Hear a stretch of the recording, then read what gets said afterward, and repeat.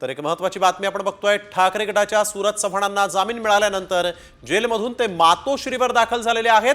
कथित खिचडी घोटाळ्यामध्ये सूरज चव्हाण गेल्या वर्षभर जेलमध्ये होते। त्यांना आता 1 लाख रुपयांच्या जातमुचलक्यावर जामीन मिळालेला आहे।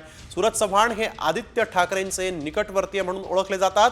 मातोश्रीवर जाताच सूरज चव्हाणांची आदित्य ठाकरेंनी गळाभेट घेतलेली आहे। भाजपचे नेते किरीट सोमय्या यांनी सूरज चव्हाण यांच्यावर खिचडी घोटाळ्याचे आरोप केले होते आणि त्यावरून ते वर्षभर जेलमध्ये होते। मात्र कोर्टाकडून चव्हाणांना दिलासा मिळालेला आहे।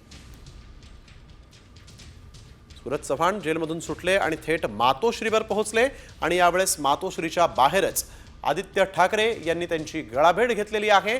आदित्य ठाकरे यांचे निकटवर्तीय म्हणून सूरज चव्हाण हे ओळखले जातात। यावेळेस सूरज चव्हाण यांची आदित्य ठाकरेंनी ही गळाभेट घेतलेली आहे। जेलमधून बाहेर आल्यानंतर सूरज चव्हाण मातोश्रीवर गेले आणि तिथं आपण बघतोय की सूरज चव्हाण यांना पाहताच आदित्य ठाकरे देखील या ठिकाणी आले आणि त्यांनी सूरज चव्हाण यांना कडाडून मिठी मारली आहे, त्यांची गळाभेट घेतली आहे। आदित्य ठाकरे आणि सूरज चव्हाण हे निकटवर्तीय आहेत।